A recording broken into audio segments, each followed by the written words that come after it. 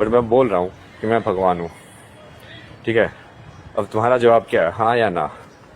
तुम्हारा जवाब ना है, इसका मतलब मुझे, यदि मैं भगवान हूँ और तुम्हारा जवाब ना है कि मैं नहीं हूँ, तो मेरी बनाई हुई सृष्टि में तुम कैसे एग्जिस्ट कर सकते हो? वो तो कॉन्ट्राडिक्टरी है।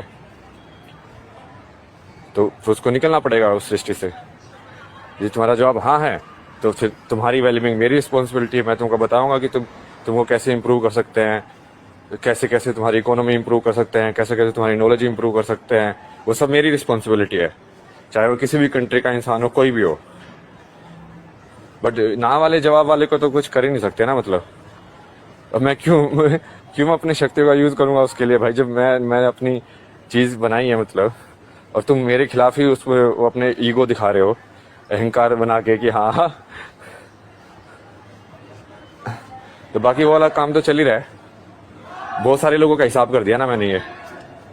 नमस्कार दोस्तों, कुंभ मेले में फेमस होने वाले आईआईटी बाबा का एक वीडियो देखा है, जिसमें बाबा ये कहते हुए नजर आते हैं कि मैं भगवान हूँ। जो लोग मुझे भगवान मानता है वे मेरे बनाए हुए इस धरती पर रह सकता है, और जो लोग मुझे भगवान नहीं मानता है वो इस धरती को छोड़कर चला जाए। जो लोग मुझे भगवान मानता है उसकी रक्षा मैं करूंगा, मेरा कर्तव्य बनता है उसकी रक्षा करना। और जो लोग मुझे भगवान मानते ही नहीं है, फालतू में मैं अपनी शक्तियों का इस्तेमाल उन लोगों को बचाने में क्यों करूं जो मुझे भगवान मानते ही नहीं है। लोग इस वीडियो को देखकर ये कह रहे हैं कि ये लगता है हमेशा नशा में ही रहता है। ये अपनी नौकरी इसलिए छोड़ा है ताकि वहां इसे नशा करने के लिए मिलता ही नहीं था। लोग ये कह रहे हैं कि लगता है ये पागल हो गया। चलो वो छोड़ो, चलो आईआईटी वाले बाबा जी, हम सब ने आपको भगवान मान भी लिया, तो आप उस समय कहां पर थे जब कुंभ मेले में आग लगा था? क्यों आग बुझाने के लिए पुलिस वालों का सहारा लिया गया? भगवान जी, आप उस समय कहां पर थे जब कुंभ मेले में भगदड़ मचा था और इसमें बहुत सारे लोग मारे गए? उस समय आपने अपनी शक्तियों का इस्तेमाल क्यों नहीं किया? मैं भारत के सभी लोगों से एक सवाल करना चाहता हूं कि क्या आपने कभी ये सोचा है कि अगर भारत के सभी लोग साधु बन जाएं, सभी लोग मौलवी बन जाएं, तो इस देश का क्या होगा? आपने ये कभी नहीं सोचा हो। इसी तरह लोग अगर पढ़ाई लिखाई छोड़कर बाबा बनने लगे तो इस देश का क्या होगा? इसी तरह लोग अगर डॉक्टरी छोड़कर बाबा बनने लगे तो इस देश का क्या होगा? इसी तरह लोग अगर इंजीनियरिंग छोड़कर बाबा बनने लगे तो इस देश का क्या होगा? इसी तरह लोग बॉर्डर छोड़कर बाबा बनने लगे तो इस देश का क्या होगा? इसी तरह लोग किसानी छोड़कर बाबा बनने लगे तो इस देश का क्या होगा? इसी तरह टीचर लोग अगर अपनी नौकरी छोड़कर बाबा बनने लगे तो इस भारत का क्या होगा? सोचो, अगर इसी तरह डॉक्टर अब्दुल कलाम जी सब चीज छोड़कर मौलवी या फिर साधु बन जाते तो भारत के लिए मिसाइल कौन बनाता? सोचो, अगर इसी तरह डॉक्टर बाबा साहेब अम्बेडकर जी सब चीज छोड़कर, पढ़ाई लिखाई छोड़कर साधु महात्मा बन जाते तो भारत के लिए संविधान कौन लिखता? सोचो, अगर महात्मा गांधी जी सब चीज छोड़कर मौलवी या फिर साधु बन जाते तो भारत के लिए इतना आंदोलन कौन करता? सोचो, भारत के जितने भी फ्रीडम फाइटर्स हैं जिन्होंने भारत को आजाद कराने में अपना योगदान दिया, वो सारी चीज छोड़कर बाबा बन जाते या फिर मौलवी बन जाते तो अंग्रेजों से भारत की रक्षा कौन करता?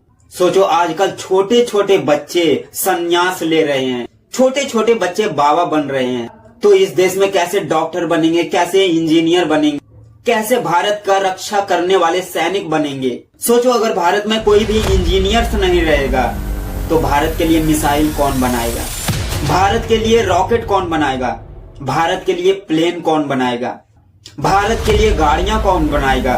भारत के पढ़े लिखे लोग, भारत के साइंटिस्ट, भारत के इंजीनियर्स अगर साधु महात्मा बन जाएंगे तो भारत में कभी भी चंद्रयान जैसा कोई भी चीज बन पाएगा?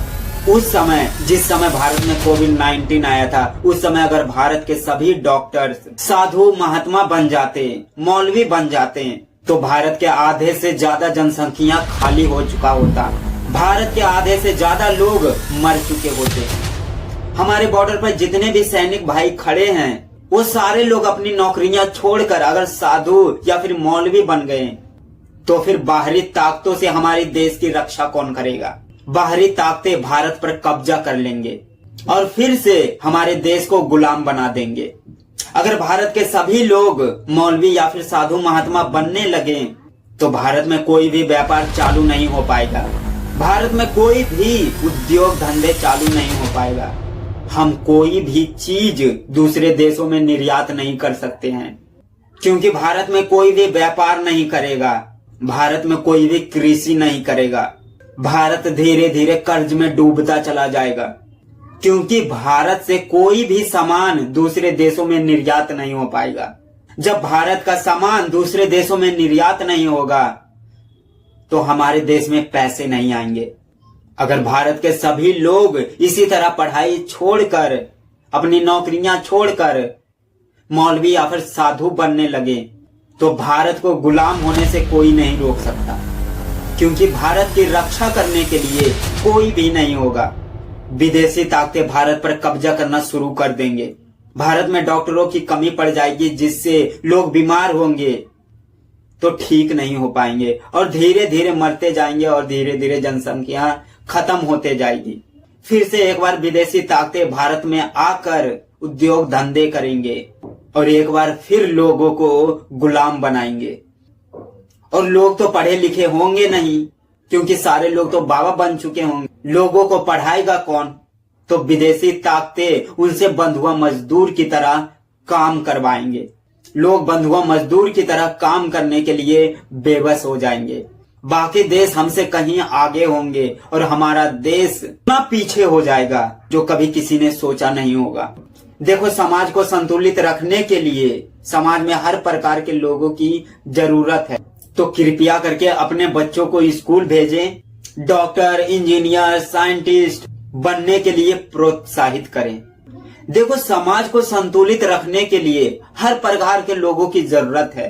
साइंटिस्ट, इंजीनियर, वकील, टीचर, सैनिक, पुलिस, भारत को हर प्रकार के लोगों की जरूरत है।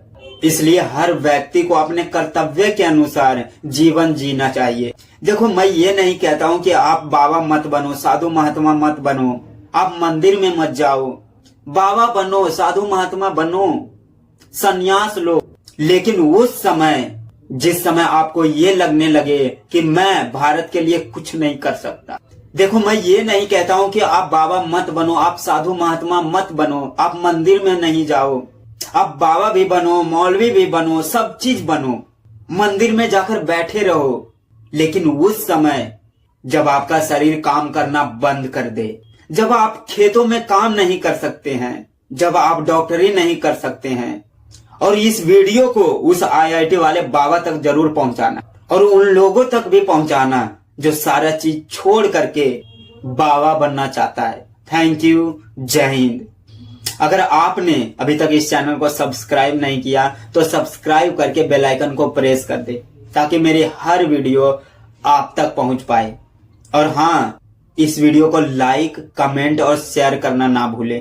इस वीडियो को अपने रिश्तेदारों, फैमिली, सभी जगह फैला दो।